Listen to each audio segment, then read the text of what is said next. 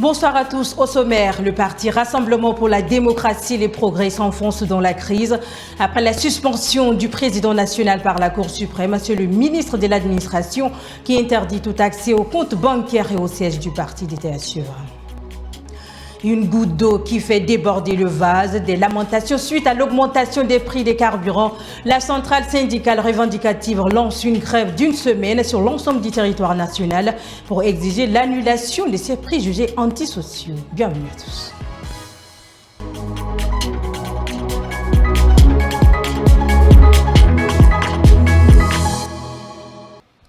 J'ai l'annoncé en titre, un arrêté signé le 16 février par le ministre de l'Administration du territoire, Limon Mahamat, interdit aux membres du parti Rassemblement pour la démocratie et les progrès tout accès au siège du parti, mais aussi à leurs comptes bancaires.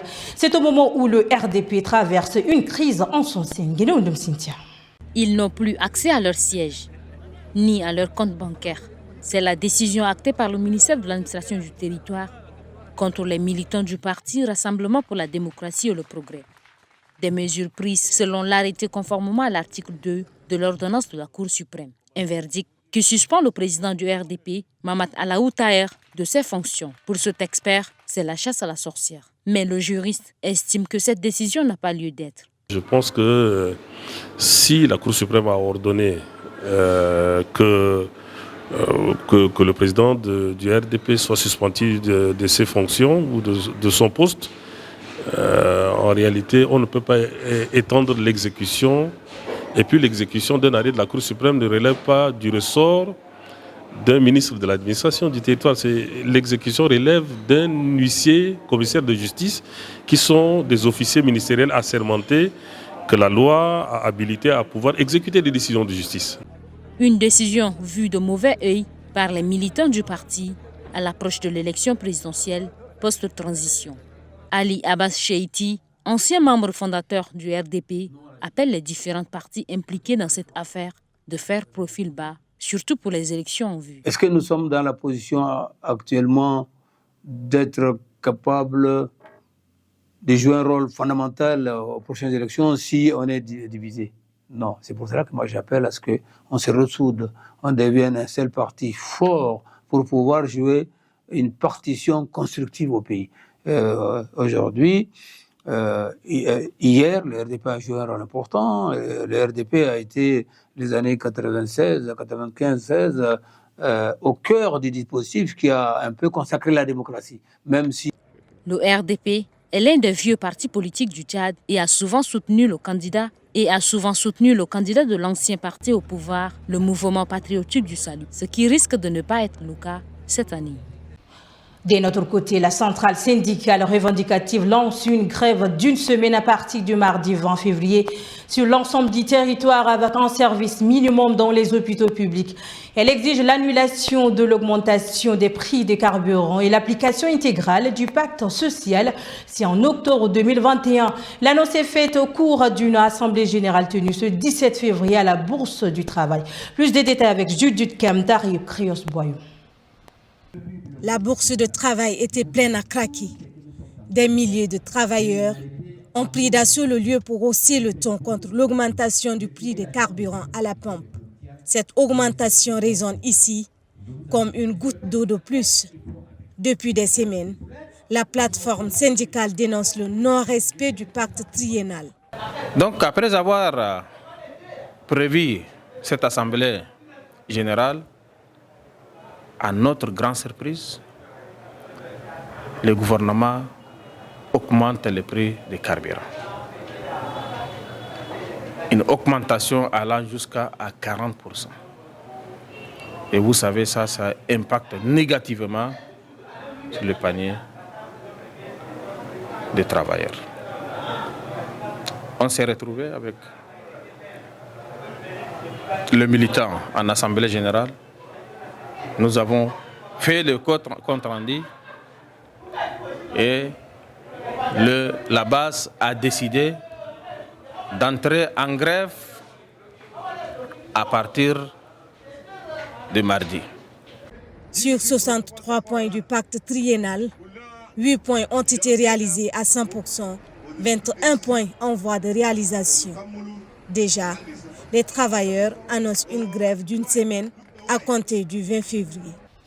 Des grogne en grogne, les agents de la police municipale réclament à leur tour leurs droits sociaux. Il s'agit notamment de la convention collective, la réglementation de la Caisse nationale de prévoyance sociale et les arriérés des rappels des avancements. Suivez un extrait du secrétaire général du syndicat national des agents des communes du Tchad, proposé par Judith Kamtar. Nous nous sommes retrouvés le samedi passé. Nous avons donné un préavis de 6 jours qui a pris effet le lundi passé et qui doit prendre fin le lundi de demain. Les autorités nous ont, à travers EGIA, nous ont reçus. Ils ont fait des propositions, d'abord qu'ils n'ont pas respectées. Ils ont dit qu'ils vont signer un chèque de 75 millions. Les 25 millions pour le rappel, les 20 millions sera prime de départ des retraités de 2024 et les 30 millions c'est pour les retraités de 2023. Mais nous avons, jusqu'à hier, d'après nos investigations, on a trouvé que 2 chèques ont été signés. 25 millions et 20 millions. C'est que les retraités de 2023 même n'auront pas quelque chose. C'est que les gens nous ont trompés. La marque indélébile de Tchad Info TV, c'est aussi Actualité en brève, présentée par Jocelyne Artam. Le ministre des Infrastructures et du Désenclavement Aziz Mohamed Saleh a lancé officiellement ce 17 février les travaux de bitumage de la route d'Ourbali-Massenia. Ce tronçon de 58 km sera bitumé par la société Razel Fayat sur une période de 40 mois. Le coût des travaux est de 59 milliards de francs CFA supporté entièrement par l'État tchadien. Le ministre de la Santé publique et de la Prévention, Dr Abdelmadid Abderrahim, a visité ce samedi 17 février le centre hospitalier universitaire La Renaissance et l'hôpital de l'Amitié Tchad-Chine pour s'assurer de la bonne marche des activités de ces 2 formations sanitaires. Le ministre a été accompagné dans cette descente de la 2e vice-présidente du Conseil national de transition, Dr Kadida Atimer, du professeur Choua Ouchemi, conseiller à la santé du président de la République et du président de l'Ordre des médecins du Tchad, Dr Mbaïnginam Dionadi, et des responsables de services centraux du ministère. À travers un communiqué de presse, la coalition Wakitama, après une analyse approfondie de la situation imposée par l'arrêté fixant les prix de vente des produits pétroliers en République du Tchad, les décrets portant déclaration d'urgence alimentaire et nutritionnelle, dit informer l'opinion nationale que conséquemment à ces textes, la cherté de vie vient de connaître un bond. Ces décisions martèlent le document sont irresponsables et dénuées de tout fondement et de nature à étrangler encore plus la population qui est plongée dans la misère.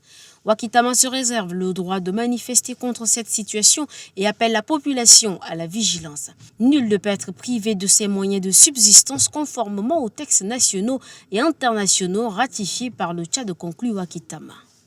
À travers une cérémonie grandiose, l'association Leïsao Kotoko a fait un don des tables bancs ce samedi 17 février à l'école primaire de Miskiné. L'objectif est de contribuer à la promotion de l'éducation au Tchad et soutenir cette école qui manque de matériel dont les tables bancs.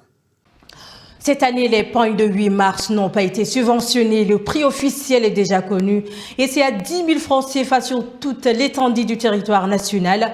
C'est la secrétaire générale du ministère de la Femme et de la Petite Enfance, Moudalbaï Noubandissem Apolline, qui a annoncé la disponibilité des pailles. Suivez un extrait de sa communication proposée par Aimé de Linasso. Les pailles n'ont pas été subventionnés. Le prix officiel est de 10 000 francs CFA sur toute l'étendue du territoire. Le point de vente se trouve au quartier Djambalbar, au dépôt, en face du ministère du Plan. Afin de veiller au strict respect du prix, une commission nationale de contrôle et de vérification des prix de vente des pains a été mise en place. Autre chose à présent, c'est une 60aine de jeunes sortis ce matin menu de pelle, râteau, balai, brouette pour rendre ça libre le marché de Morsal dans le 6e arrondissement. Cette activité citoyenne est une initiative des jeunes transformateurs de cette commune. Suivez. Ils sont en mission. Ces militants du parti Les Transformateurs. Rendre ce marché de mots sales propre est leur objectif.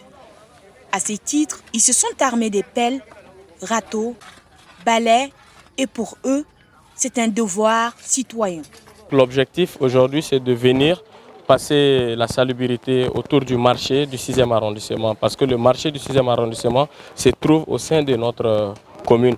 Donc il est de notre devoir de venir les assister en nettoyant afin que pour rendre propre le marché pour nos mamans. Concernant cette activité citoyenne de la salubrité, nous demandons à tout un chacun de nous au moins de consacrer un temps pendant les week-ends de nettoyer tout autour pour rendre propre. Vous savez que quand c'est sale, la saleté, ça rend malade au fait. Cette initiative n'est pas la dernière, selon ces militants du parti Les Transformateurs. Ils envisagent une descente dans un autre marché. Combien de temps durent vos brosses à dents? C'est une question toute simple mais essentielle pour la santé et l'hygiène bucco-dentaire. Au Tchad, bon nombre de personnes méconnaissent cette pratique anodine. Le sujet a retenu l'attention de Noudima Diperline et Judith Kamtar. Une brosse à dents, on l'utilise presque tous. Devons-nous l'utiliser pendant combien de temps avant de la remplacer? Cette question, nous l'avions posée à quelques Tchadiens. Bon, mon brosse à dents, je le garde généralement pendant 1 mois. Au Tchad, là, nous, là, même 1 an. Hein. Oui. Donc, ça dépend.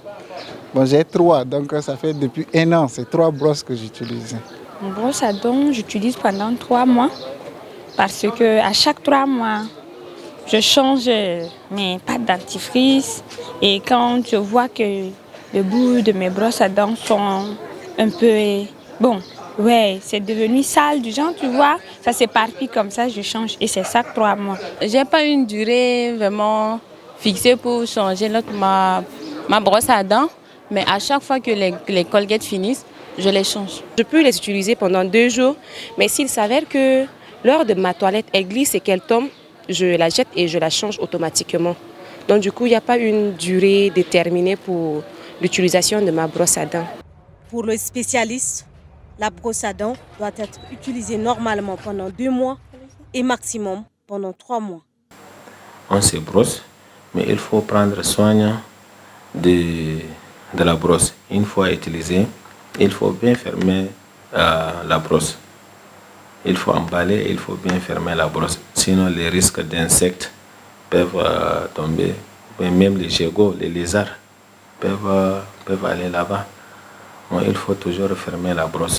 Il faut se brosser 2 à 3 fois par jour, surtout les soirs au coucher. Ça va beaucoup aider.